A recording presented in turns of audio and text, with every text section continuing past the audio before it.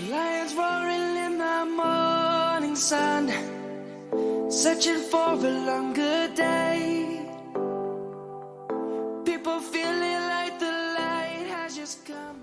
Hi guys, welcome back to my channel. This is your coach Rosdi, and of course with my lovely friends who always keep me warm whenever we are shooting. It's always a blessing to have you ladies, and I thank God you're in my life. And like I said the other day, if somebody feels that I've wronged them, you better tell me, because I'm not ready to lose any of you. It's always so refreshing. Sometimes, you come, your head is so full, but every time we meet, I go home empty and ready to tap. So maybe you can say hi to our viewers, then we can carry on with our day. Hi, hello there, Mercy Kibe here. I'm glad to be back, and I'm looking forward to the conversation. Hi all, Irene here. Nice to be back. Enjoying my conversations with my friends. Thanks. So believing that you watched our part 1 of Bleeding on Others, and I hope you enjoyed. I also hope that you left us a comment. So today we'll be doing the part 2 of it, and I want us to start by telling our viewers or discussing. Have you at one point felt like you bled on someone? Who do I start with? Why are you laughing? I'm trying to think of an instance where someone has I've bled on someone, or someone has, which is easier to talk about? The bleeding on, we've or the already bleeding? talked about people, bleeding on us. So we would now want to see whether there is at one point that probably you feel you bled on others. Maybe I can start. Yeah, please.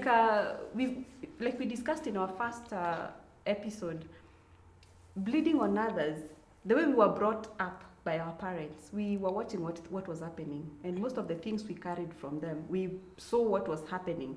So much of our upbringing is with us, our younger children still living in us, and until maybe we heal from that younger child, those things, those traumas, those things that we feel hurt us when we were still young, unless we heal from them, we still can't stop bleeding on others ourselves. And I've seen myself bleeding on other people, like my children in the house. I find myself sometimes yelling at them, and I can see the way they look at me like, Mom, surely was that really necessary? That tells me that I've done something that they didn't like. And I believe that is also bleeding on them. But from a point of self-awareness, I'm really keen not to repeat the same things that I used to do before I had this, self-awareness. So maybe you can give us, Mula, at what point did you feel like you bled on someone?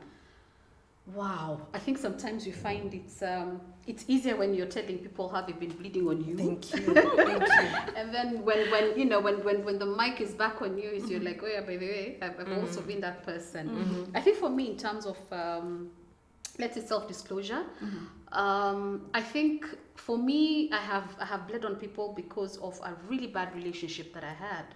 And public knowledge anyway is I was married before. So once you're married and you go through a divorce and trying to get back on track, trying to understand your self-esteem, you're trying to build yourself up, and so when you have people around you trying to affirm you, you still think you're just trying to get me back to where I was. So you hit and you hit hard, and you create, I created, not even say you, I created a very big wall around me, because in my head, I made sure, the same thing we're talking about, I will shoot at you, I will yell at you, I will make sure you're nowhere near my heart, even in the genuineness that was there.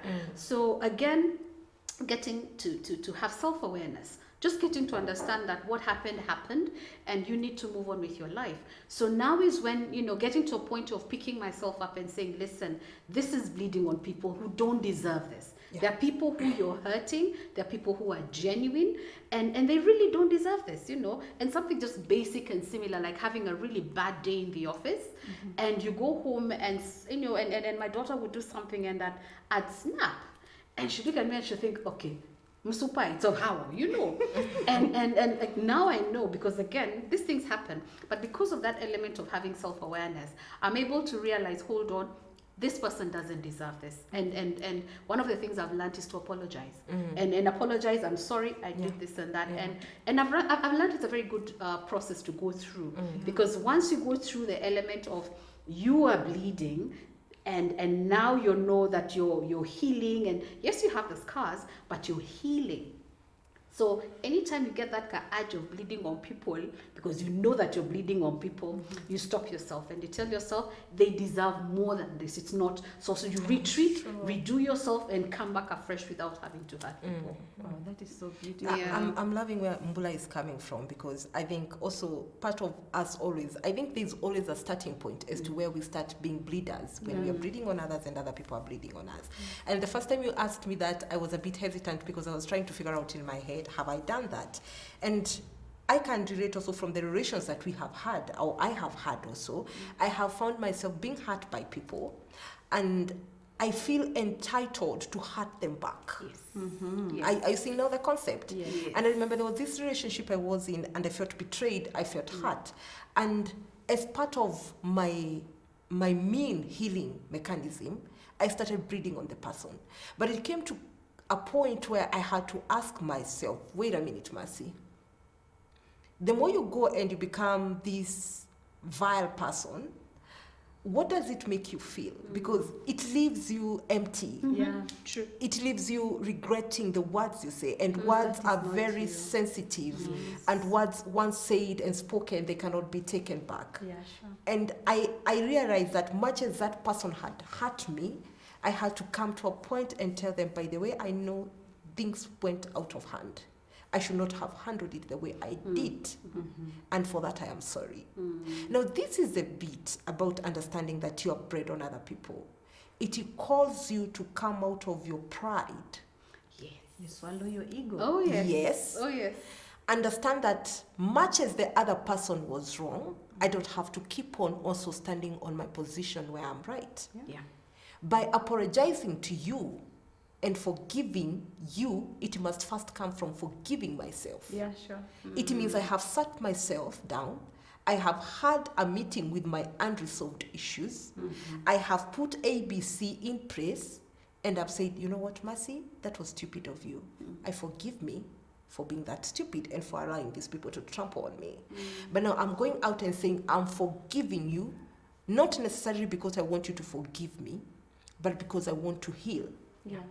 This is the secret about bleeding on other people, or not being a bleeder to other people.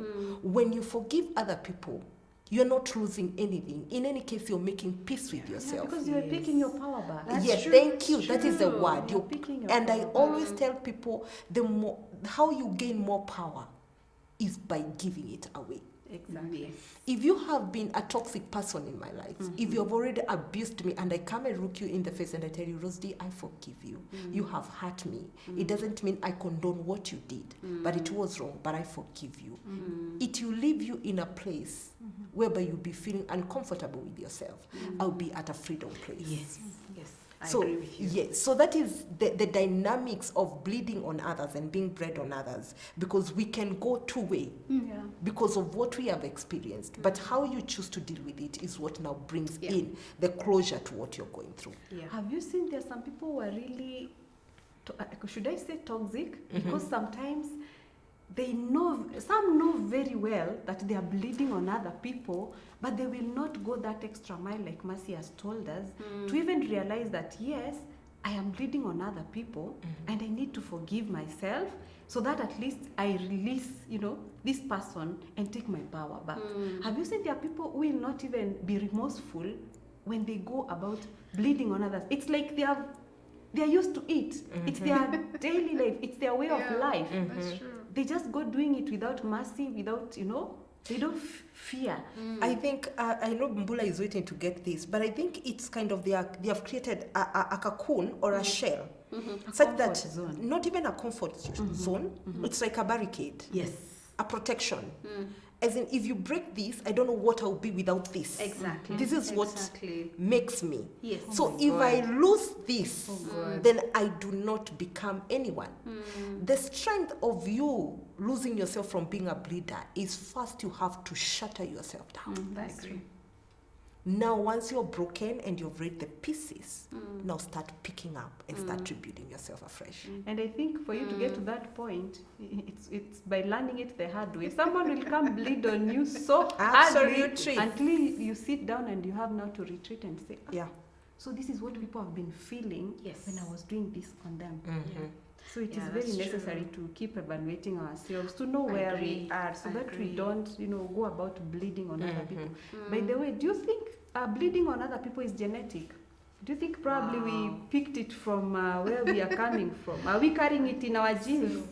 Okay, no, genetic, interesting word, but I would more or less look at it the environment where you're in. If, for example, you've grown up in an environment where, for example, People are shouting. people are yelling, and anger, the basic values. the basic values, were not brought up. and then also the element where you are not affirmed as a child. So if you're not affirmed as a child, and for example, just looking at the human relations, where you really don't know how it is to be affirmed.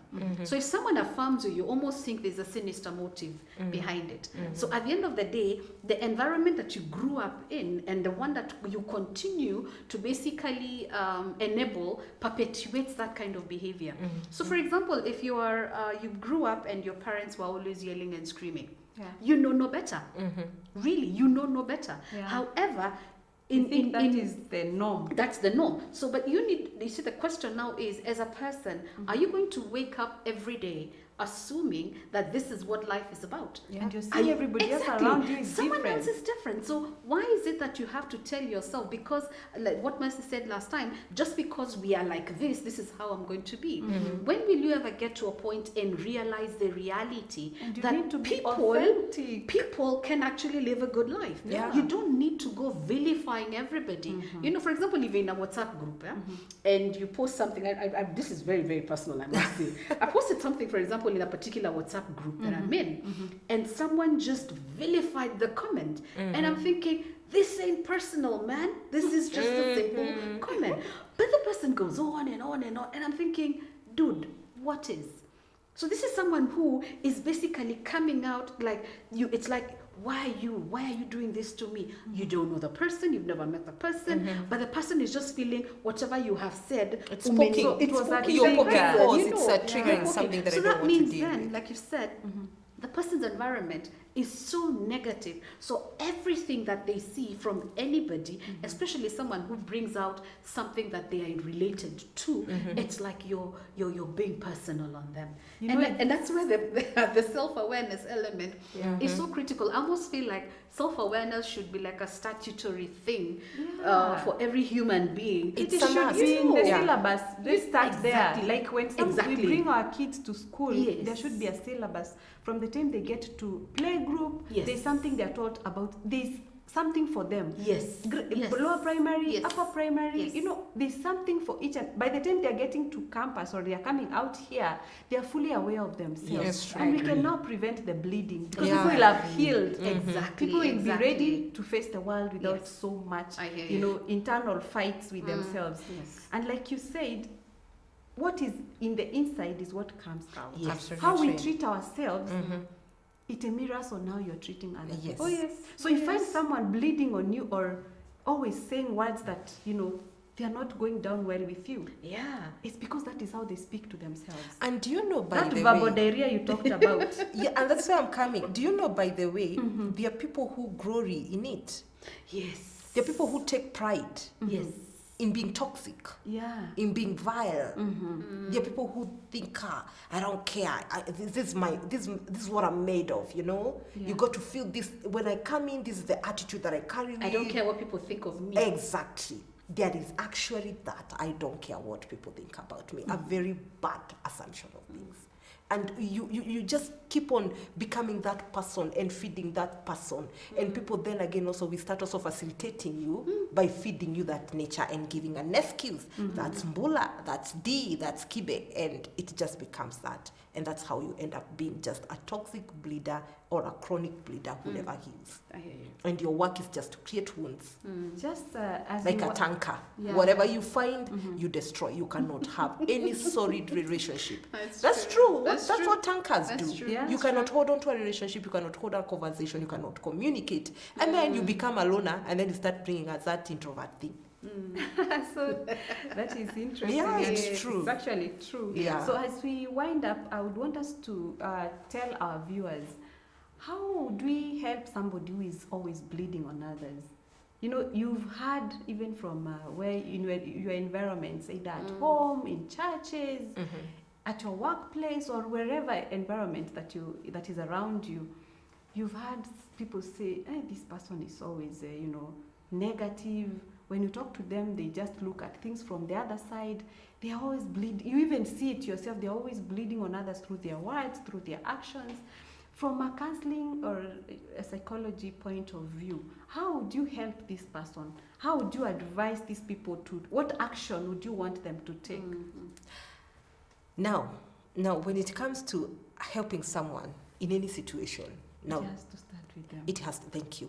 It has, Self-acceptance. even, no matter how much I try to tell you you're toxic, you're bleeding on others, Yeah. and you have not come to terms with it, Yeah, there is no way we can help you out. I agree. Maybe the person now we need to help is the person who is being bled on. Yeah. How do you know this is a bleeder? People who are always bringing negative talk to you. Every time you were with them, you feel drained. They're always putting you back in a box you don't feel like you want to talk to. I mean, you cannot express yourself. They are like narcissistic. Some form of narcissism is in them. They just don't want to give anybody any room. So you need to start telling yourself that every time I'm with this person, they are talking negative, they're gossiping other people, they're talking negative of other people. Every time I'm with this person, I feel drained, I feel scared, I lose myself. Every time I'm with this person, I always have to try and please them because there's a point of them that I don't want to step on, rather than it doesn't feel like I'm offending them, because then again it will already hurt the already wounded ego. Yeah, sure. So those are some of the signs that you need to look up to. And I don't know whether Mbula can add on to Yeah. something before even we start talking I about think, now I the think, boundaries. I think one of the things that is critical is, for me, is the minute we start feeling that we are walking on Shit. broken glass and eggshells in any kind of relationship, It's time to walk there's a out. problem. Yeah. And for me, that's one of the things I would personally be grateful for myself, because the minute I'm handling someone in my life, whether it's professionally or socially, and I feel it's, broken glass and eggshells, I know there's a problem. So one of the things I'd basically look at is it really worth it? I've reached that point in my life where I ask, is it really worth it? And can you not Professionally, do this is where, like, I know we'll talk about boundaries, where you know what to say, when to say, how to Yeah. say it, and that's it. Socially, simple: delete, block, walk away. I'll pray for you if I remember for you. I remember you. Because again, I mean, think about it. You really can't pray for everybody. And Yeah, it's you true. can't. From a point of self-awareness, Yes. you mostly start by caring about Yourself, yourself exactly. before you can think Why would about I be the other in person. places and I think for me, I think I've learned this the hard way, because again, my personality is I give Until you don't know how and to and, give. and there are times you just People are give just and taking, give taking, and I taking. like, there's no way it says your job is only to take. Sometimes you've got to give, Yeah. for you who's giving. So I give and give, and I got to a point where I needed to get to a point and say, hold on, you've given enough. Yeah. Now it's a high time to start taking care of yourself, Because now and your taking- cup is empty. my cup you is have to empty. refill it. My cup is empty. So Yeah. by the time I'm refilling my cup, hey, I'm refilling my cup knowing whatever I am giving now must be worth that It person. has to be a one. It has to be that one. And so, I'm just speaking from where Mbula has left is, there's this tendency now when you start withdrawing from these bleeders and you start feeling guilty. Like, there's always that concept. When you're aware of yourself, these people are lacking in something. They are the weaker version of you. Much as they try to make you weak, they are the weak person. And you, as a strong person, now you start feeling, oh, this person needs me. Oh, this person needs my soul. Why am I throwing away? There's that kawoye feeling, eh? But you need to come to a point now and face it hard, eh? Tell yourself, you know what? Yes, you are not doing anything wrong. You need this for yourself. Yeah. And now you pulling away is also giving you room to heal. And also giving the other person room to evaluate themselves. Yeah. But if you keep on going back, then you become an enabler Yes. of their behavior. You keep on feeding onto that behavior of them bleeding on you and you taking it always, and you always being wounded. So also coming to that point of, I cannot take this anymore, I need to move on. Because by the way, you need to understand one thing, those guys, they are never sorry. Yeah, sure. And even if they are, True. they They never don't show mean it. They never show True, it. that's They will true. die in their own box. They will die with their own machunguzuko. But just coming to tell you, I'm sorry, they will never. You'll be waiting for an apology that will never come. Because the perception that they even have of you, from a point of toxic Yes. sitting, they have this perception of you that they are the good ones. Exactly. You are the bad ones. Yes. All the times Yes. they never see you as the good one. They see themselves as the good people, and that's why they don't even get remorseful to come and say sorry. They drive you to the it's guilty true. trips. Actually, it's true because I like what you said. It's sometimes when we have this conversation, sometimes it's so personal in some of these things that we are discussing. But Yes. the thing about bleeders is these are people who are hurting. Yeah. And we've had cases where because a lot of the bleeding comes in relationships. Yes. Because, for example, a guy has had a very, very bad relationship, for example, maybe with his wife, and then meets this other lady who's really doing well with herself, but because they haven't dealt with what has happened to them, they will get to a point where now they will try and work around themselves to this lady's life, this new lady's life, and then create a sense of neediness. So when there's that neediness, they will not be very nice to you because they're going to be bleeding. They're going to, they're hurt. They give you the sob story. And if you're this kind of person who loves sob stories, because there's this thing about women who feel like, I can always change this person, I can always make this better. So you will take in all that and you will be hurting on behalf of the other person. Sure. And if that person really knows what they are doing, they're going to be making sure that every bit of you is sliced. And anytime you're being sliced, you're thinking, let me put a little first aid on it. Let me put a bit of... So just when you're healing, they cut again. Just when you're healing, they cut again. So you end up being a person who is so... I'd almost say perforated with this other person's lifestyle that, like you said, I think we said earlier, during the break, where you keep on going back. You keep on, then you get annoyed and you say, I've had it. I don't want to take any more of this nonsense in whatever situation. But then something tells you, no, yeah, I can always do this. Yet, this person is constantly bleeding on you, constantly breaking you down, constantly, just poking all the right places. And then, like you said, you start feeling guilty. I can't walk away. Because if I walk away, what will they do? They can't do without me. You're not the holding group. Exactly. Please. It's like, Wake up. What will people say? Exactly. But when you have a renewed sense of self-awareness, and like I said, delete, block, and you walk away. Will there be temptations? Yes, but you'll be like, I need to do this for me. And that's really, really important. They say pain is inevitable, suffering is optional. And they also say, if you never heal from what hurt you, you'll bleed on people who didn't cut you.